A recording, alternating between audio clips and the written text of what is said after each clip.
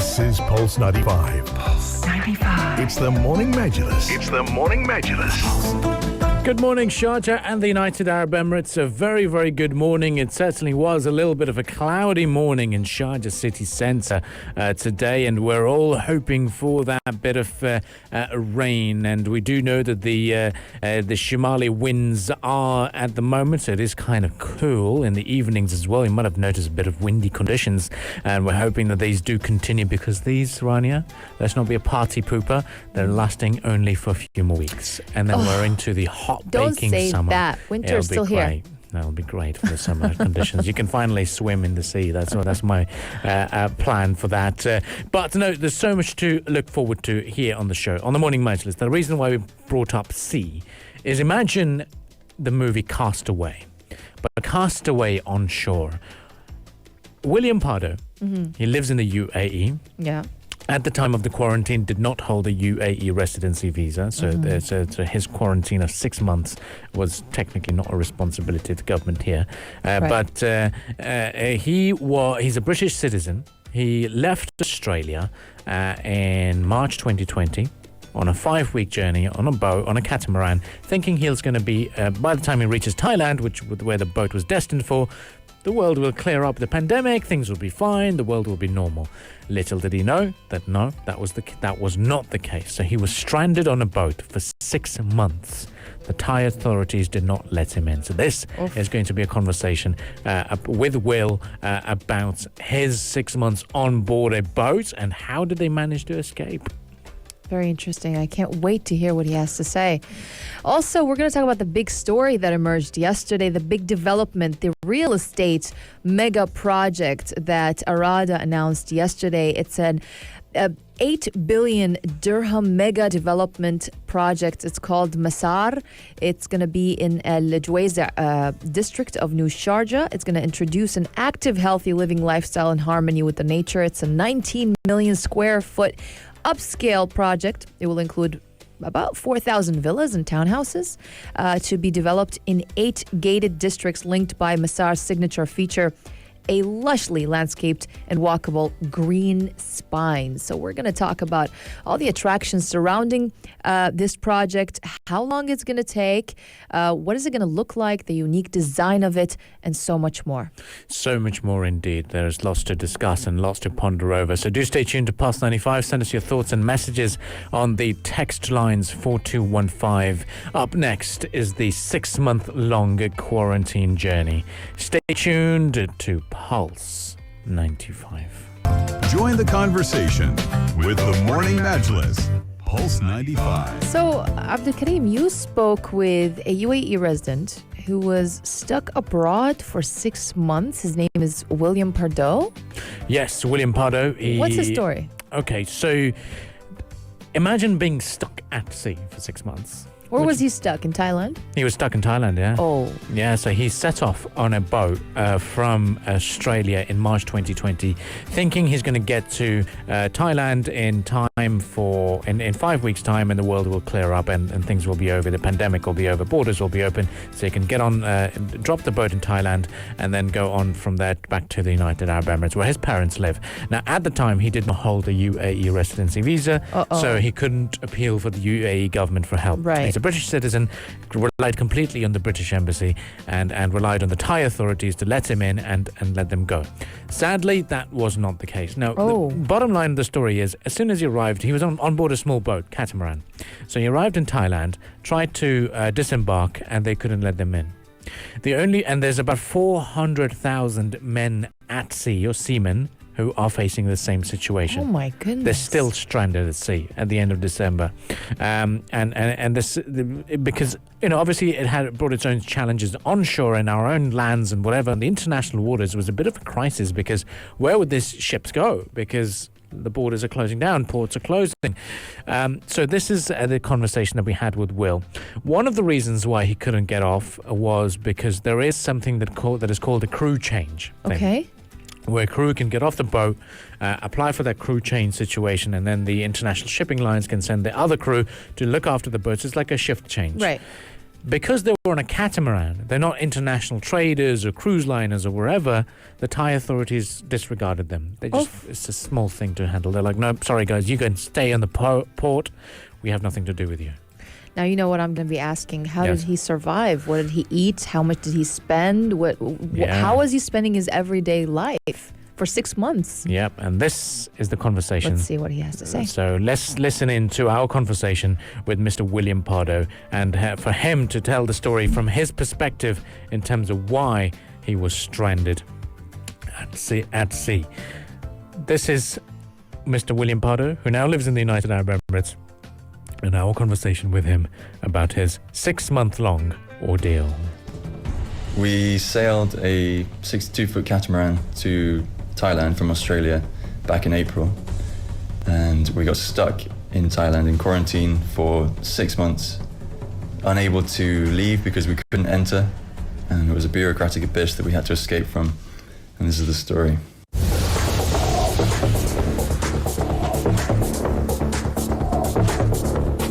What kind of boat did you board, and what was the journey like? Because if you started off in April, you must know that, okay, pandemic is happening. It might have reached other parts of the globe by that time, but were you still confident to take that boat out and get set sail? I was confident, but my parents were very unconfident in that. Thailand was supposed to be opening in May, end of May, so that would be perfect for the 5 weeks. But then as we reached Thailand, that just got pushed back, until in November we were still there. Okay, so when you arrived in Thailand, how did they receive you well? Did they, what was the scenario as soon as you docked there? Did you have much option? What kind of options did you have? Did you have a chance to move away and maybe get a hotel or something? What was it like? So we spent a month in Malaysia waiting for Thailand to open. And finally, we just sailed there. They took us into a marina, finally, and we were stuck in the marina, quarantined. We couldn't leave the boat. The way we got food was the Tesco delivery driver brought it to the marina. We would take it into the boat, and we'd just sit in the boat and not allowed to go out anywhere for months and months and months. Okay, so what was in the boat? And describe the boat and your surroundings, because if someone were to say 6-month quarantine, it is scary. Well, it was a big enough boat for the four of us. It was a 62-foot catamaran. But it's like being trapped inside your apartment for 6 months without being able to go for a walk or anything like that. So it sounds okay, but it's just a prison cell. Even if it's in Thailand, it's a prison especially. Mm-hmm. Yeah. Okay, so talk to me about when you got to Malaysia, when you first got there, did you expect that, okay, the borders are not opened up, so what do we do? How did you spend your time as soon as you were docked there? In Malaysia, we had a lot more freedom because we weren't officially there. We just docked, we just anchored in the bay of an island outside Langkawi, and there we could go onto the land, have fires on the beach, and there was an abandoned, like a castaway house where the guy used to live. So there we enjoyed. But as soon as as we left there, then the walls came down and it was a different situation. So when you were in Malaysia, it wasn't an immigration controlled or a policed territory. You just managed to, spend some time at the island, basically. Yeah, there were police boats coming past, but they understood the situation where people were just, they needed somewhere to stay, but they weren't allowed onto the land. So they didn't interrupt anybody, but you weren't able to get anywhere. So the way we got food in Malaysia was my captain's friends brought food by dinghy, and that was a situation a lot of people were in and still in at the moment. Okay. Talk to us about your journey. So you set off from Australia was Thailand your final destination, and was that the plan? And what was the purpose of this boating trip? Yeah, so it was a paid delivery to Thailand to deliver the boat from Australia to be refit in Thailand and then sail it on to Greece for its new owner. So it's going to Thailand to be worked on. Okay. And in terms of when you were in Thailand, what was it like? As soon as you arrived there, were they expecting you over there? And what happened in Thailand? So this is where the bureaucracy comes in. They knew we were coming. The boat was registered in Malaysia, but going to be worked on by a Thai company, but they were totally closed. And even though we'd been at sea for 5 weeks, isolated, they weren't interested in letting us through. And finally, after a month or two, there was an option to apply for crew change, where you can leave the boat and fly away. But because we were a small boat, they didn't consider us to be commercial crew, even though we were commercial crew. That's just for the big tankers. So they're very close-minded. They weren't interested in the small fry, basically. So every 2 weeks or so, there would be a flash of light where we're thinking, we could get out now. And then 2 weeks would come, and they were, again, our hopes were dashed. And so month after month, we were always being cast aside and then ignored. And we were dealing with the British Embassy, and the British Ambassador, the Ambassador of Phuket, the Marine Department, the Ministry of Transport, all these different officials, and they were just passing the buck all around. No one was making the decision. Even though after months and months we'd been there, we weren't allowed out. No one would take the responsibility to free us from that situation. So break it down for us in terms of what was the timeline. So you set off from April in Australia. What day did you arrive in Malaysia? Where did you end up after Malaysia, and what happened after that? So we left in April 23rd, reached Malaysia in 5 weeks later, and then a month after that we arrived in Thailand. And then for the next 4 months we were in Thailand, just sat on the boat in the marina, until finally in end of October we realized that no one was helping us and the rules were not working for us, so the only way to take our freedom was to take it ourselves. And so the way we escaped the situation was to take it. We stowed away on a boat that was leaving for Singapore. The captain agreed to take us, so as the customs were coming on board, we hid, and then finally we escaped. We joined the crew in international water, and in Singapore they let us in and we were able to fly away from Singapore. So this conversation will continue with William Pardoe, so do stay tuned to Pulse 95, and we shall be right back. Up next is his survival. This is Pulse 95. Pulse 95. It's the Morning Majlis. It's the Morning Majlis. Talking the stories that are shaping headlines, plus those that make you go, Certainly makes you go, Well, it is the story of William Pardoe.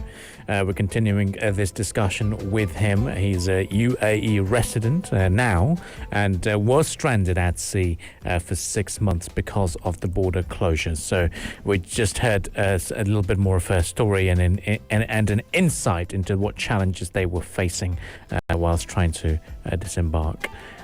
I want to know how he managed to escape. Yes, now is the story. Now he's going to say? Now he's going to say how he managed to escape and how. Because he did say that it was like a prison cell. Yes. Living in a prison cell for 6 months. Exactly, living in your own apartment. Yeah. And now we also talked to him about how he survived, how he got his food and all of that, because initially they had planned this journey to be 5 weeks, so they had enough food for that, but then that got prolonged to become a 7-month-long ordeal.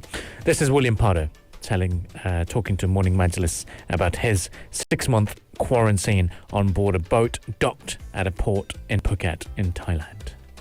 Talk to me about your parents. Where were they during this ordeal, and your family, and how were they coping with all this? Well, like I said, my parents thought it was a silly idea to go sailing in this pandemic, but I was more confident in systems working out. I wasn't expecting such a brick wall of illogic, attitude. Well, they were here, they were living their life, and it was locked down here anyway, so things were, I guess, similar, but just the idea of not having freedom, really, for the mental side of it, was very hard. It was the hardest experience of my life. Okay. talk to me about the quarantine of in total on the same boat. You stayed in total for how long, and how did you manage to get your food? How did you manage to dry your clothes, and how did you manage to live on the boat? Life was very routine. We had a list of things we do. We kept ourselves sane, like reading, writing, exercise, meditation, yoga. Just check, you winning this part of the day, and that's how we kept ourselves sane. Food, like I said, the Tesco delivery came to the boat, which was good. Otherwise, we'd have to break the law and go into Thailand to buy food, which is actually what a lot of boats were doing. They had no choice. They couldn't abide by the rules, so they had to do their own thing. So the rules were just not even considered for people in our situation. Day-to-day life, learning Arabic, doing whatever we could do to pass the time. It was very hard to pass 7 months like that, or 6 months like that. Okay. And was there any glimmer of hope or any end in sight ever? Was there sort of during those 7 months? Did you think it's going to last a month? Did you think it's going to last 2 months? Or was it just constant? It kept going. Well, it was always 2 weeks, and then another 2 weeks, maybe next month. There were many times when we thought we were going to escape. Logically, it made sense that this would be the break. And then it went. Yeah, the date came and went, and again, we were waiting. So eventually, we were joking about being there at Christmas, and indeed, my captain and his first mate are still there past Christmas. And is there end in sight? Is the British Embassy going to open a help out? And in terms of any diplomatic support, what were you getting? And was there anything in concrete? Did you think that okay, this is going to happen? Concrete, yeah, many times. Like we thought. Like I said, like the paperwork was in order. We're just waiting for the Ministry of the Marine Department and the Ministry of Interior just to say yes, sign off. Like waiting for one man's signature, and again, it just kept passing through. Nothing happened. So in the end, we realised that this is our own responsibility to take our own life back, and that's when we found the boat leaving, and luckily an owner that was open to helping us. We're really grateful for that. Okay. Otherwise, we'd still be there with my captain and first mate. Oh, poor guys. And if to leave, did you have to? Was that a violation of the law, or was it the only option that you had to find out? How did you find these guys were leaving? Did you have to network? Did you spend your time at the bay? What was the scenario? So for us, we weren't legally in Thailand, and that's the whole issue. We couldn't exit Thailand. We couldn't take a flight because we couldn't enter. So we were totally in a bureaucratic limbo. For the boat that we stowed away on, it was illegal for them to take us as a stowaway. Basically, it's human trafficking. But they took that risk to take us out of the situation because it was our only option of leaving. We couldn't take our own boat because the mast was broken. We needed the repairs in Thailand. And also it wasn't our boat, but otherwise we would have, taken our own freedom in that situation where nothing else is happening. Okay. And were the Thai immigration not willing to cooperate and maybe put you in a hotel instead and put it on your expenses? What was the red tape that was forcing you guys to be on the boat and say, no, there's no way out. All you have to do is just stay on the boat. What was holding you guys back? Yeah, the red tape, absolutely. In the end, they basically said, we know you're in this situation and not going to do anything about it. You guys weren't the only ones who were facing this situation. Talk to us about there were other seamen across the globe, and was this a plight that do you think was ignored by the world? That there was a lot of seamen who couldn't make it out and weren't given the right support? Definitely, yeah. There was 600,000 crew at the beginning of the crisis who were just stuck on cruise ships and cargo ships and other boats. And they couldn't enter the countries to leave. So it was a big crew change crisis. Then more recently, it's dropped to still 300,000. I'm not sure the more recent statistic, but it's a massive problem where the crew can't leave because they can't enter. So they're just adrift, literally. stateless. Okay. And there's still people out there similar to that situation? Yeah, I mean, Thailand is still closed. These countries are all still closed, so they can't escape. Yeah, my message to my crewmates would be to hang in there. What else can they do? And take their freedom if they can do that. Take a boat and get out of there. Take their lives back. Yes, that was the story of Mr. William Pardoe, UAE resident, and his 6-month-long quarantine ordeal. Time now for us to prepare for the world of business news, but if you'd like to catch this conversation and listen to it again, you can do so on our pages on SoundCloud and Apple Podcast, and search for Morning Majlis, subscribe and share away.